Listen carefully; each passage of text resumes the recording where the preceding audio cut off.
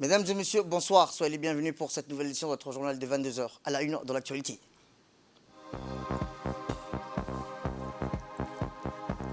À la une dans l'actualité nationale, début de la pluie saisonnière de Karma ou Karan à Djibouti. Et dans l'actualité internationale, les défis des travailleurs sous la chaleur écrasante.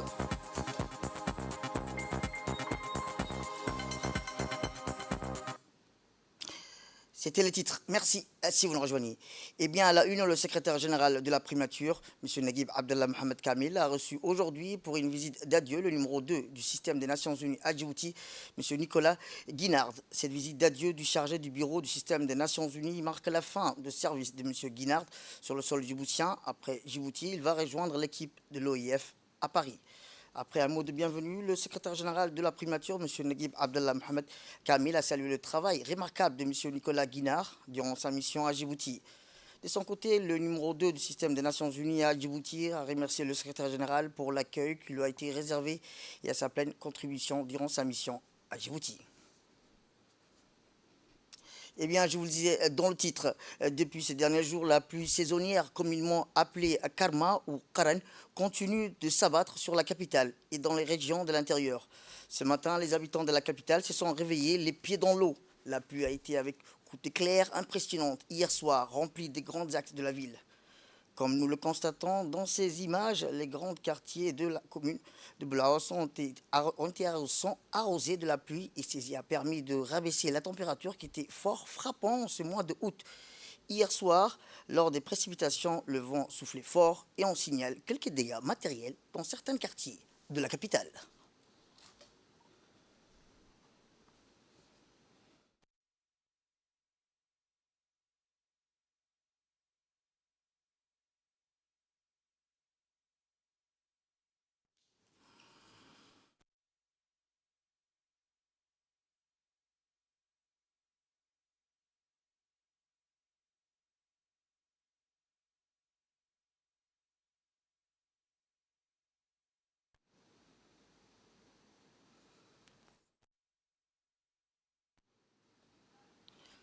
Eh bien, toujours ça au sujet des récentes pluies saisonnières qui se sont abattues hier soir sur la capitale et ses agglomérations. Le sous-préfet du 2e arrondissement, M. Haïbe Hared, a procédé ce matin à la visite des artères principales des zones sous tutelle. Afin de voir de près la situation, le sous-préfet, accompagné de ses proches collaborateurs, s'est rendu sur les différentes zones inondées de ce vaste arrondissement depuis l'avenue Nasser jusqu'au secteur méridional de la commune de Boulaos. Plusieurs endroits ont été inondés par les eaux pluviales. Cette pluie étant un phénomène attendu pendant cette période de l'année où il y a un impact de la circulation des routes, ce qui a saturé les grandes artères de la ville, provoquant des accumulations de l'eau, des problèmes de circulation. Les rues ont témoigné de l'intensité de cette averse.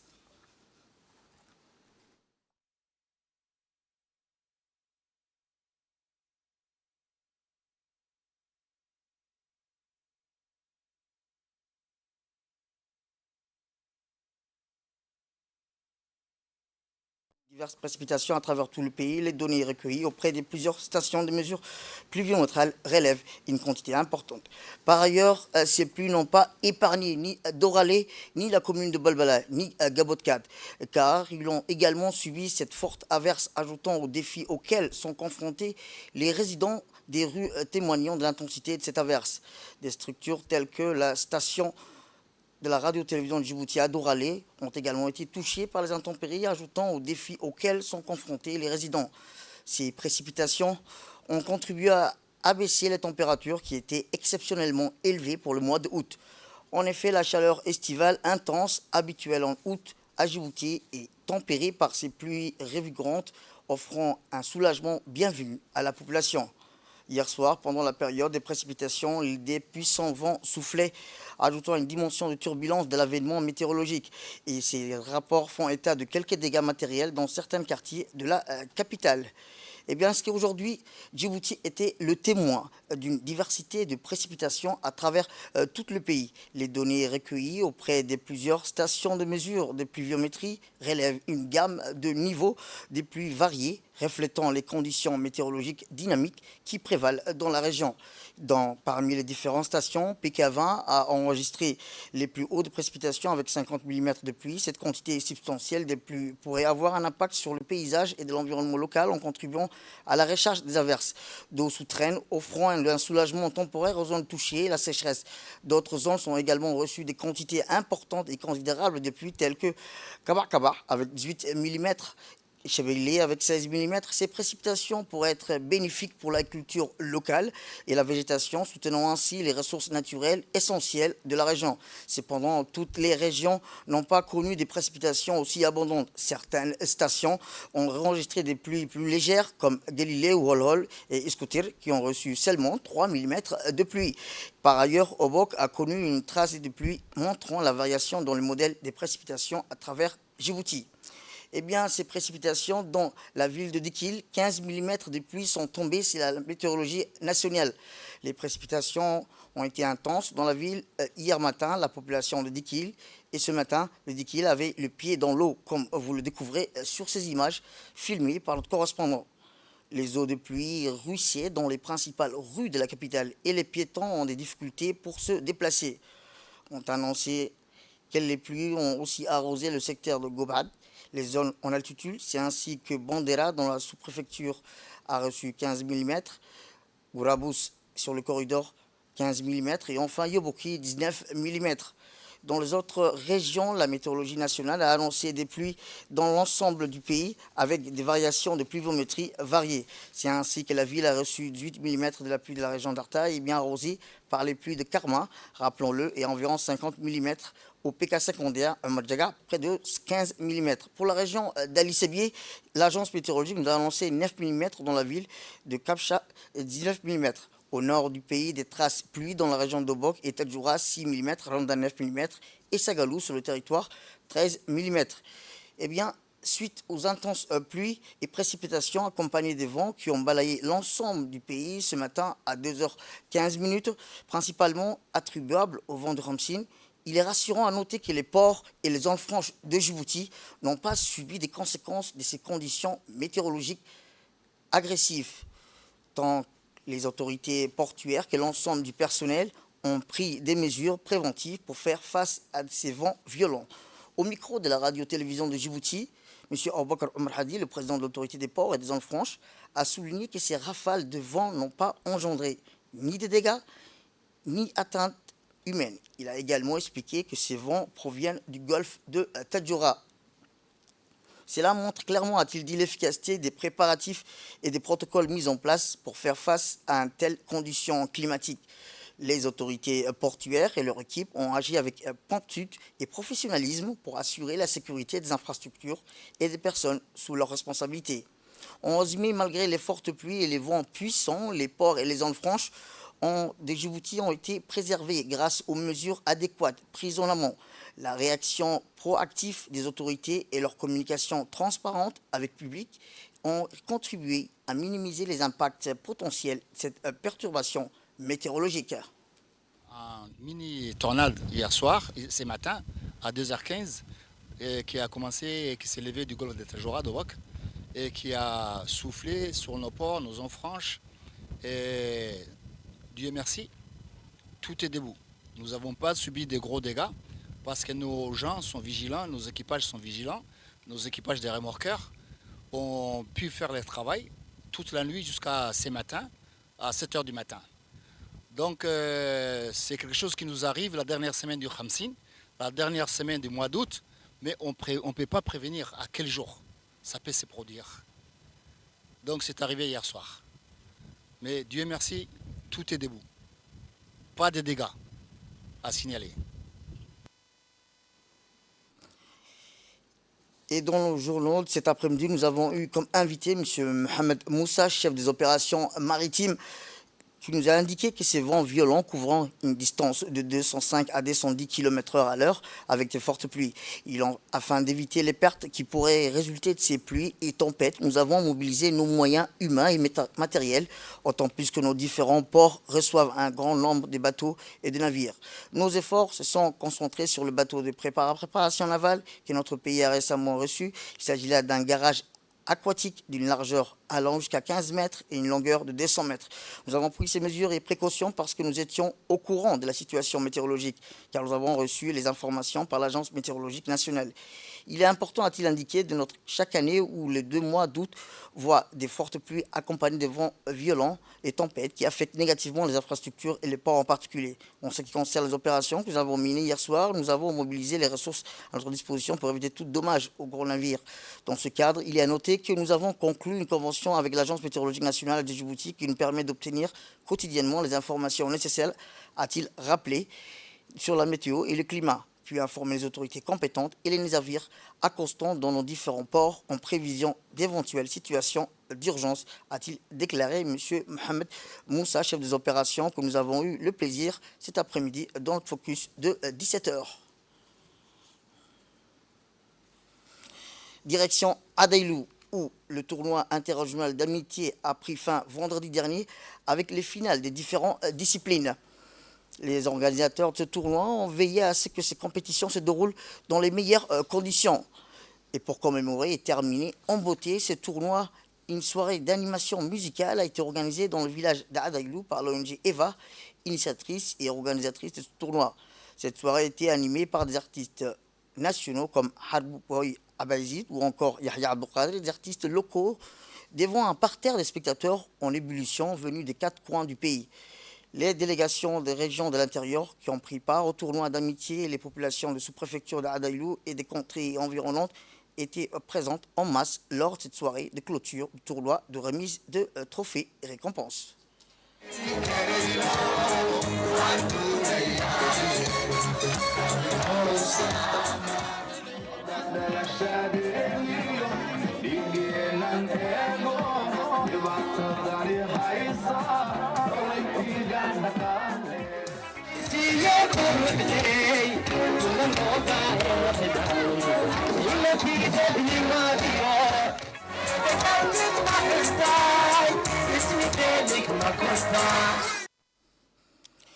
Puis après, voici les propos du directeur régional des régions du ministère de la Jeunesse et de la Culture, M. Suleiman Ahmed Abdi, lors de cette soirée. C'est moi de remercier la population de Brema pour leur accueil chaleureux et fraternel.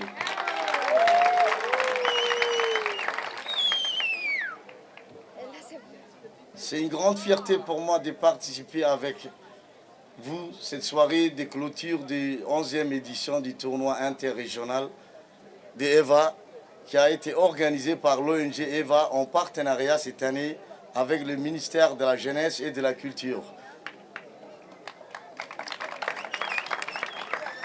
Le ministère de la Jeunesse et de la Culture soutient et soutiendra ce genre d'initiatives qui permet de renforcer les liens d'amitié entre les jeunes des 5 régions.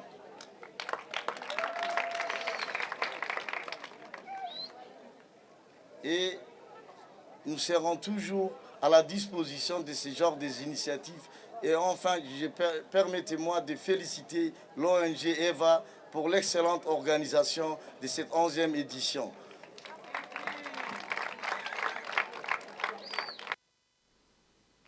Eh bien, le président de l'association EVA, M. Ahmed Ali Mohamed, a pris la parole pour souligner la réussite du 11e tournoi international d'amitié organisé à Adailou par EVA. Nous sommes réunis, a-t-il dit, ce soir pour clôturer le tournoi international de Adailou qui a duré 3 jours. Tout s'est déroulé dans les bonnes conditions. Et ce soir, nous fêtons notre victoire ensemble, dans une bonne ambiance, en présence de toutes les jeunes des 5 régions et de Adailou qui ont participé à cet événement grandiose. Le président Ahmed Ali a annoncé que l'ONG EVA a été soutenue pour l'organisation du 11e édition d'amitié de Adailou et nous remercions en premier le partenaire principal qui est le ministère de la Culture. C'est l'ONG EVA qui a sollicité l'appui de la ministre Dr Hibo Moumine, qui a répondu favorablement à la requête de l'ONG EVA. De plus, pour montrer son engagement, la ministre de la Culture a fait le déplacement jusqu'à Adaïlou pour participer à l'événement, a-t-il déclaré. Par ailleurs, le président a ajouté que plusieurs autres partenaires ont apporté leur soutien à l'organisation du 11e édition. Nous le remercions tous, a-t-il clos lors de son intervention. Puis, les organisateurs du tournoi ont organisé la cérémonie de remise des trophées et récompenses aux vainqueurs des différentes disciplines du tournoi interrégional d'amitié d'Adaïlou qui a pris fin vendredi dernier avec les finales. Les organisateurs de ce tournoi ont veillé à ce que ces compétitions se déroulent dans les meilleures conditions.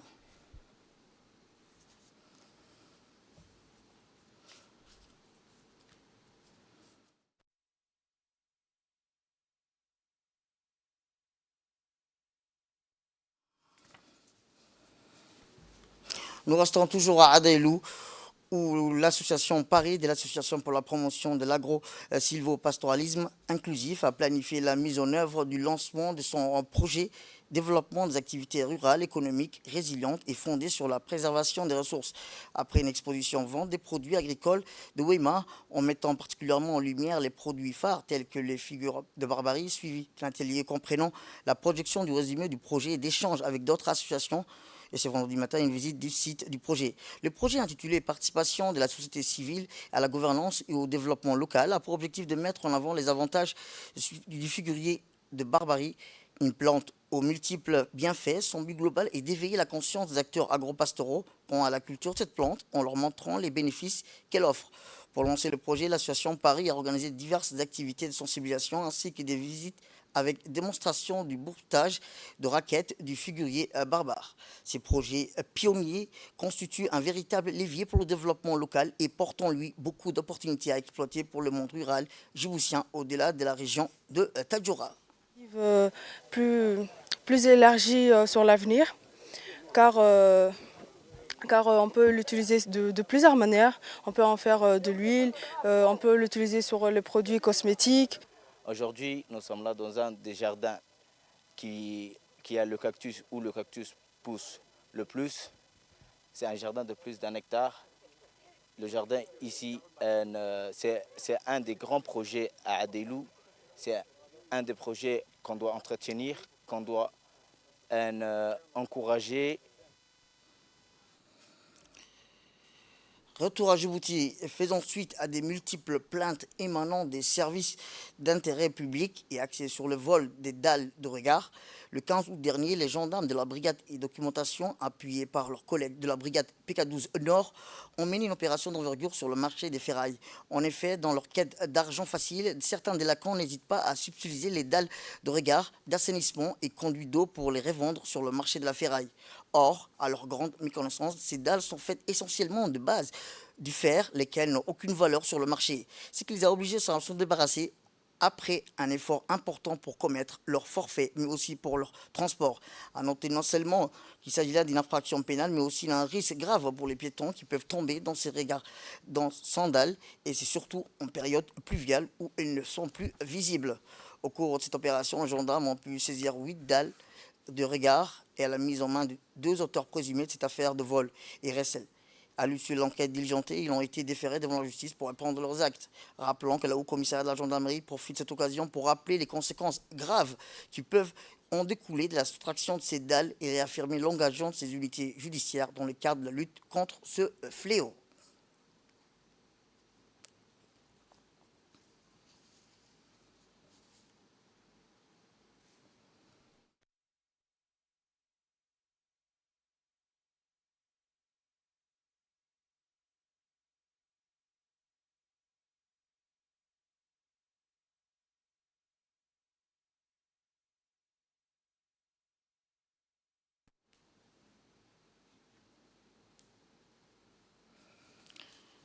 Tout à fait autre chose cette fois-ci. On reste toujours dans l'Or où l'ANA en tournée d'audit, d'inspection des usines de production d'eau minérale et des entrepôts boutiques dans les 5 régions de l'intérieur. Ces activités, rappelons-le, s'inscrivent dans le cadre du programme de suivi et de surveillance régulier des qualités des denrées alimentaires consommées par les populations des régions.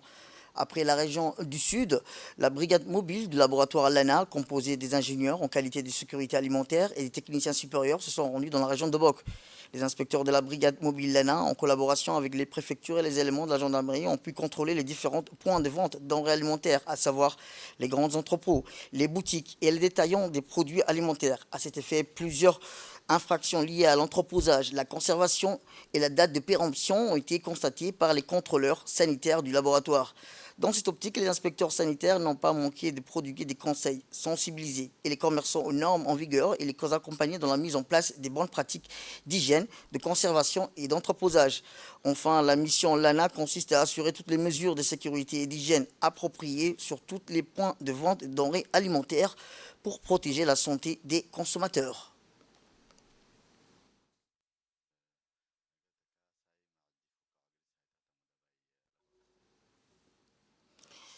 Et dans notre magazine de ce soir, on parlera de la production locale, qui est un secteur plein d'avenir et constitue donc une alternative durable dans la lutte contre le chômage et la pauvreté en milieu rural qu'urbain.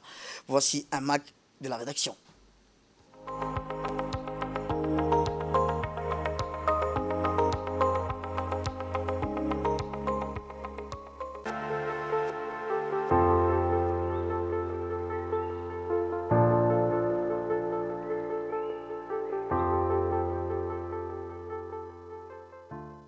Face à la réalité d'une mondialisation galopante, comment pouvons-nous concilier ouverture et protection?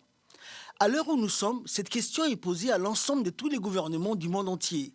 Dans un monde qui est devenu un village global, comment inverser ces tendances en donnant beaucoup plus de valeur aux produits fabriqués à Djibouti? Aujourd'hui, la production locale est un secteur plein d'avenir et constitue donc une alternative durable dans la lutte contre le chômage et la pauvreté en milieu rural qu'urbain. Depuis ces dernières années, l'apparition des petites et moyennes entreprises ont changé la donne. Certaines de ces TPME produisent des savons, des craies, des balais, des stylos, du miel de la région de Mabla. D'autres sont dans le domaine de l'agrobusiness. Ils livrent des fruits et légumes vers la capitale. Des fruits et légumes venus de la région de Assamo, de Tadjoura ou bien des jardins de Douda. Une nouveauté donc qui fait son chemin depuis quelque temps. L'objectif étant, à l'heure où nous sommes, inverser ces tendances et plus que jamais une prérogative afin de faire promouvoir le Made in Djibouti, une stratégie visant à encourager la production et la consommation des produits locaux à Djibouti. L'objectif étant également de stimuler la production locale, de créer des emplois, de réduire la pauvreté et de développer l'économie locale contre l'insécurité alimentaire et réduire la dépendance du pays vis-à-vis des importations et à renforcer la résilience de l'économie locale face aux chocs externes. Dans 2 ans, dans 3 ans, 20% de notre assiette doit être djiboutienne. Le contenu de notre assiette doit être à concurrence de 20% indépendants. Est-ce que c'est utopique? Est-ce que c'est réaliste? Est-ce que c'est pessimiste? Moi, je fais partie de ceux qui sont beaucoup plus optimistes et je parle en connaissance de cause parce que j'ai eu l'occasion d'y réfléchir et d'échanger avec beaucoup d'entre vous. Qu'est-ce qu'il nous faut maintenant pour parvenir à ce type d'objectifs? Il y a un écosystème à construire, on est conscient des difficultés ou bien de notre façon de faire qui est extrêmement cloisonnée. Ce n'est pas par hasard que nous parlons de plus de coordination. Quand nous parlons de rendre notre assiette un peu plus autonome dans les années à venir, j'espère que vous entendez de la même manière que moi, c'est de réfléchir la pratique de l'agriculture autrement. Et cette agriculture a beaucoup changé. Mu d'une volonté collective à son plus haut niveau, c'est ainsi que le gouvernement va lancer le salon de l'agrobusiness local. Objectif, stimuler le potentiel de l'agrobusiness local et mettre la lumière sur les productions des régions. D'emblée, ce salon de l'agribusiness 2022 a rassemblé 100 agriculteurs de 36 coopératives de toutes les régions et 11 sociétés agritech djiboutiennes. Pendant 3 jours, l'esplanade du Palais du Peuple a été pleine de saveurs et de découvertes insoupçonnées grâce à la diversité des produits agricoles et de nombreux produits innovants. Il s'agissait aux producteurs de toutes les régions de Djibouti de présenter leurs produits de culture maraîchère, tels que les patates douces, les aubergines, les piments, des arbres fruitiers tels que les goyaves, les citrons, les grenades, etc. Mais aussi l'aloe vera, du miel, du fromage, du stevia, du lait de chamel, du thé, de la pâte à tartiner, de l'encens. Et enfin, de nombreuses idées agritech novatrices telles que l'hydroponie, le système d'intelligence numérique pour surveiller la température et l'humidité à l'intérieur des serres et les brosses à dents naturelles qui ont impressionné les convives. En somme, ce salon national de l'agrobusiness a permis de mettre en lumière le potentiel de la production locale, mais aussi les défis d'une agriculture locale et résiliente pour favoriser l'accès au marché et améliorer les moyens de subsistance des producteurs locaux. Elle a notamment mis en évidence le fait que les agriculteurs et l'agriculture doivent être orientés vers les affaires et aller de l'avant de l'agriculture de subsistance. Les produits sont impressionnants, mais les agriculteurs doivent obtenir un prix équitable et être dans une dynamique commerciale.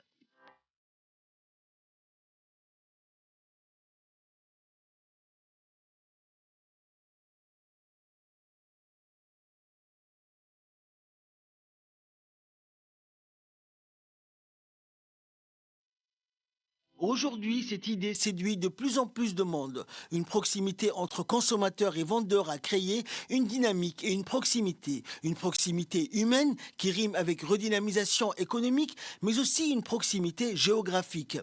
Mais il nous incombe de participer au développement économique et apporter notre pierre à l'édifice tout en consommant local. Car aujourd'hui, consommer local est une véritable aspiration pour les consommateurs qui privilégient le savoir-faire djiboutien. Et enfin, dans l'actualité nationale, pour clore l'actualité nationale au monde sport, où en Tanzanie, dans le stade complexe Azam, l'équipe de Djibouti Artar Solar 7 a battu l'équipe de Horset de la Somalie par un score sévère, 3-0 pour la première rencontre, pour la préqualification pour la coupe de qualification de la CAF. Le match s'est déroulé hier après-midi. Vers 17h, à l'ouverture du score pour Arta Solar 7 a été l'œuvre de Yacouba, suivi d'un doublé de Alain Traoré. C'est une immense victoire pour l'équipe Arta Solar 7 qui va jouer le match retour le 24 août prochain.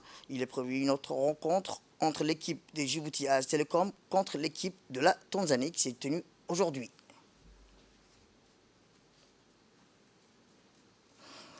Et enfin, dans l'actualité internationale, après avoir reçu un accueil princier à son arrivée en Arabie Saoudite, Neymar a été présenté en grande pompe au public de son nouveau club Al Hilal ce samedi.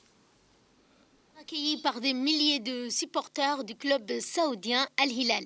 Au stade international King Fahd de Riyad, l'attaquant brésilien de 31 ans est apparu sur la pelouse dans un cadre fastueux et devant 60 000 fans en ébullition. 100 millions d'euros par saison. Eh bien, ce contrat saoudien de 2 ans permettra au buteur brésilien de toucher un salaire d'environ 100 millions d'euros par saison. Neymar détient toujours le record du transfert le plus cher de l'histoire du football, qui s'élève à 222 millions d'euros lorsqu'il a quitté Barcelone pour le Paris Saint-Germain en 2017. Et en Moyen-Orient, je vous dis dans le titre, des travailleurs par des températures atteignent jusqu'à 50 degrés Celsius est devenu un calvaire pour de nombreux travailleurs dans les régions du Moyen-Orient et de l'Afrique du Nord, particulièrement touchés par les effets du changement climatique. Ferdous Hussein. Travailler par des températures atteignant jusqu'à 50 degrés Celsius est devenu un calvaire pour de nombreux travailleurs dans des régions du Moyen-Orient et de l'Afrique du Nord, particulièrement touchés par les effets du changement climatique. En Tunisie, en Syrie, en Irak, en Arabie Saoudite, les conditions de travail sont devenues extrêmement difficiles en raison de la chaleur intense. En Syrie, donc Mourad Haddad et ses frères travaillent dans leur atelier de forge où ils fabriquent des objets en fer. Ils doivent donc se lever tôt pour éviter des températures élevées. En Arabie Saoudite, Amani El Felfel est une serveuse, travaille dans des conditions similaires et ses collègues veillent à donc rester en bonnes conditions physiques pour faire face à la chaleur étouffante. Ces exemples mettent en évidence les défis que doivent affronter les travailleurs dans ces régions en raison de la hausse des températures causées par le changement climatique. Malgré les conditions difficiles, beaucoup de ces travailleurs n'ont pas d'autre choix que de continuer à travailler pour subvenir aux besoins de leur famille et garantir un avenir meilleur pour leurs enfants. C'est la fin de cette édition. Merci à vous de nous avoir suivis. Restez avec nous pour la suite de nos programmes télévisés. Le programme continue sur Télé Djibouti.